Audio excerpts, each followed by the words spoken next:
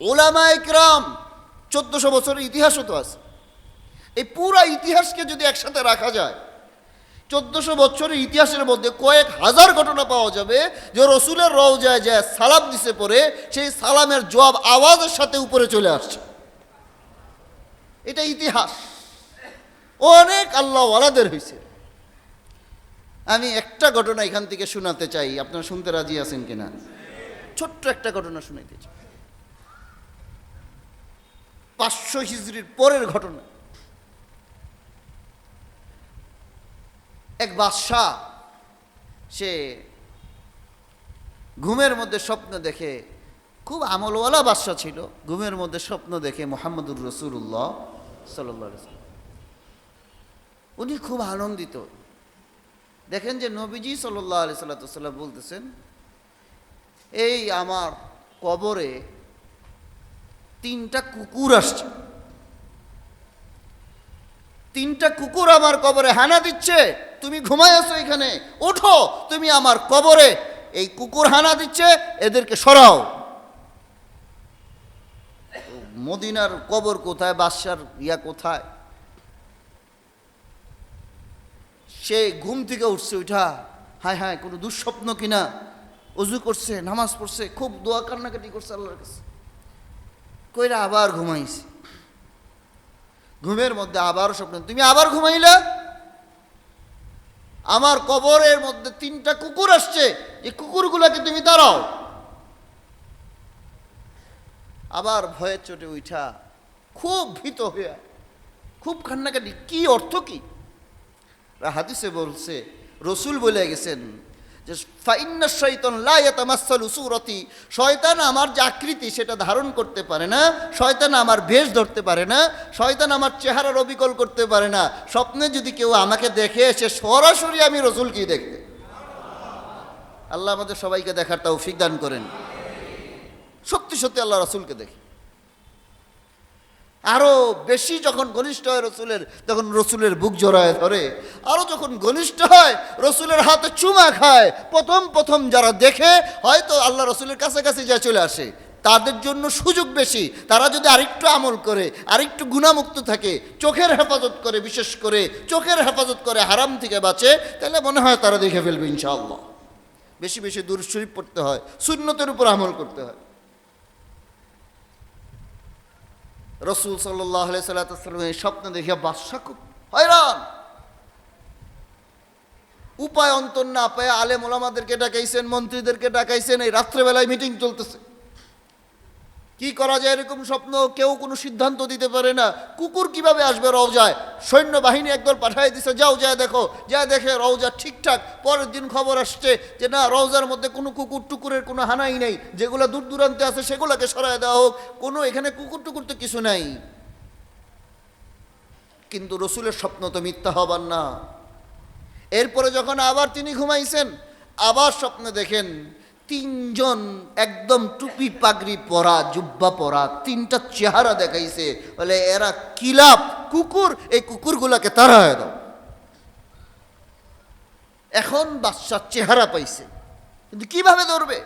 মদিনার মধ্যে লোক লাগাইছে 3জনকে খুঁজে বের করার জন্য, কোথাও গোয়েন্দা বাহিনী এই চেহারার, মানে তার বেশভূষা যতটুকুন পারছে স্বপ্ন থেকে বলছে, বলছে এরকম চেহারা। বাদশা যা পারছে বুঝাইছে, কে এরকম চেহারা কিভাবে দেখছে একজন বুঝবে, আরেকজন কিভাবে পারে না, খুঁজে পায় না। কি করা যায়? পুরা মদিনার যত মানুষ আছে সবাইকে বলো, বাদশাহ নিজের হাতে গিফট দিবে, পুরস্কার দিবে, সবাইকে পুরস্কার নিয়ে যাইতেই হবে, সবাইকে নিয়ে আসো, আমি সিরিয়ালে পুরস্কার দিব। মদিনার বাসী তো খুশি, সব সিরিয়ালে আসছে, একে একে হাদিয়া দেওয়া লাগছে। বাদশাহ সংক্ষেপে বলতেছি তো, এইভাবে করে দিতে অনেক গিফট হাদিয়া বাদশাহ দিয়া সিরিয়ালে একদম একের পর এক হাদিয়া দিয়ে শেষ করে দিছে। কিন্তু স্বপ্নে যে 3জনের চেহারা দেখছে, এদেরকে বাদশাহ দেখতে পাইল না। দেখতে না পেয়ে এখন বাদশাহ বলতেছে, আর কেউ কি বাকি আছে কিনা মদিনার মধ্যে যে আসে নাই? প্রয়োজনে আমি বাদশাহ তার বাড়িতে যাই হাদিয়া দিব, আসে নাই কে? বলে 3জন খুব বুজুর্গ ব্যক্তি, যারা বাদশার হাদিয়াকে, আরো কোনো হাদিয়া আসলেও সারা বাদশাহী তাদের পায়ে দিলেও তারা কি হবে না, এই দুনিয়ার লোভী না, তারা একটা তাবু গেড়ে সেখানের মধ্যে দিন রাত শুধু আল্লাহর ইবাদত করে, দিন রাত তাহাজ্জুদ পড়ে, তাহাজ্জুদওয়ালা, জুব্বাওয়ালা, তাহাজ্জুদওয়ালা বুজুর্গ। তো বাদশা বলে, এত বড় বুজুর্গ, আমার হাদিয়া, আমি নগণ্য মানুষ, আমার হাদিয়া নিতে আসবে কেন? ঠিকই তো আছে, আল্লাহওয়ালা, তাদেরকে কষ্ট দেওয়া যাবে না, চলো আমি তাদের কাছে হাদিয়া নিয়ে যাব। আল্লাহর কি ইচ্ছা, বাদশা যখন ওই তাবুর সামনে আসলে ওরা নেড়ে চেড়ে বসছে, তখন ওদের ভিতরে কম্পন শুরু হয়েছে, না জানি ধরা খেয়ে গেলাম। তখন বাদশা যায় দেখে এরা যায় নামাজে সেজদার মধ্যে পড়ে রয়েছে, নামাজ পড়তেছে।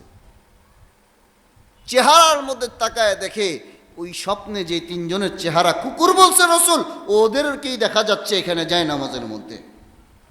তল্লাশি দাও, সমানে তল্লাশি করা হলো, কোথাও কোনো কিচ্ছু পাইল না, কোনো ক্রো নাই, কোনো তার কোনো ইস্যু নাই যে তাদেরকে গ্রেফতার করবে বা কিছু। কিন্তু রসুলের দেখানো স্বপ্ন কি হইতে পারে না, ভুল হইতে পারে। বাদশা, গোয়েন্দা বাহিনী ব্যর্থ, সব ব্যর্থ। এখন বাদশা বলতেছে, না আমি যাবো না, নামাজ শেষ পর্যন্ত দাঁড়ায় থাকবো, তাদের সাথে দেখা করব, তাদের দোয়া নিব, আসছি যখন মুসাফা নিয়া দোয়া নিয়া তারপরে যাব। ঘন্টার পর ঘন্টা অপেক্ষা করার পর নামাজ শেষ করতে বাধ্য হয়েছে। নামাজ শেষ করে বলে, ওনাদের যে তিনজনের জায়নামাজ উঠাও, জায়নামাজ উঠায় দেখো কিছু আছে কিনা। জায়নামাজ উঠায় দেখে পাথরের শিলাখণ্ড দিয়া গুপ্ত গুহার সন্ধান পাওয়া গেছে। সেই গুহার মধ্যে তল্লাশি নিয়া মদিনার থেকে কয়েকশো মিটার দূরে যা তারা তাবু করছে, সেই মাটির তল দিয়ে যা রসুলের লাশ চুরি করার জন্য এরা চলে আসছে।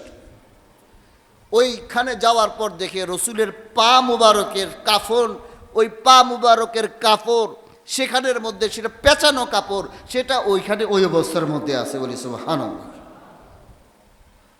খুব বুজুর্গ মদিনার মধ্যে আমল করেনেওয়ালা একজনকে দিয়ে আসে, মাটি দিয়া লাগছে। পরে ওই বাদশা তার আমলের মধ্যে সীসা ঢালাই করে, বর্তমান যে প্ল্যাটফর্ম, মাটির নিচেও সীসা দিয়ে গাইরা রাখছে, যেন ভবিষ্যতে কেউ আইসা রসুলের লাশ কবর থেকে কেউ হাত দিতে না পারে। নবী জিন্দা না বলতেছে। আমি বলতে চাই ভাই, এগুলা ইতিহাস, এগুলা না মানো সমস্যা নাই, মুসলিম শরীফের হাদিস তো মানবা। রসুলের রওজায় যা সালাম দিলে, সাধারণ কবরে যা লাশগুলো পয়চা গুলা শেষ হয়ে যায়, তবুও সালাম দেওয়া, আসসালামু আলাইকুম ইয়া আহলাল কুবুর বলা যায়। সুতরাং রসুলের রওজায় যা সালাম দিলে অবশ্যই রসুলের রওজার থেকে কি হয়, সালামের জবাব হয়। তাই এমন কথা বলা মূলত মুসলমানদের ঈমান নষ্ট করার কারণ। আল্লাহ আমাদেরকে বুঝার তৌফিক দান করেন, বলি আমিন। আমি সময় তো শেষ, করব কি? রজব মাস শুরু, আমাদের এখন কি মাস চলতেছে? আল্লাহুম্মা বারিক লানা ফি রজব ওয়া শাবান ওয়া বাল্লিগনা রমাদান। বেশি বেশি দোয়াটা পড়ব, আল্লাহ রজব মাসে বরকত দাও। এটা বলার জন্য গুছাই আনছিলাম। কথাটা হইলে রজব মাস, শাবান মাস, বেশি বেশি রোজা রাখা, বেশি বেশি কোরআন তেলাওয়াত করা, বেশি বেশি দুরূদ শরীফ পড়া, রমজানের জন্য তৈয়ার হওয়া এখন থেকেই, যে রমজানের মধ্যে এইবার রমজান যদি আল্লাহ কপালে রাখে, এই রমজানে আমার সব গুনাহ মাফ করাতে হবে। এই রজব থেকেই প্রস্তুতি নেওয়া। আল্লাহ আমাদেরকে আমলের তৌফিক দান করেন। তো যাই হোক, কথা এটা যে দৈনিক কিছু সময় 5 মিনিট, দৈনিক 5 মিনিট মৃত্যুর কথা, কবরের কথা চিন্তা করবো ইনশাআল্লাহ। রাজি আছি তো ইনশাআল্লাহ? 5 মিনিট মরার কথা চিন্তা করি, আখেরাতের কথা চিন্তা করি। ইমাম শাফি রাহিমাহুল্লাহ সহ অনেক বুজুর্গানি দিন বলছে যে একটুখানি নিজেকে নিয়ে চিন্তা করা, অল্প সময়, সেটা 60 বছর এবাদতের চাইতে উত্তম।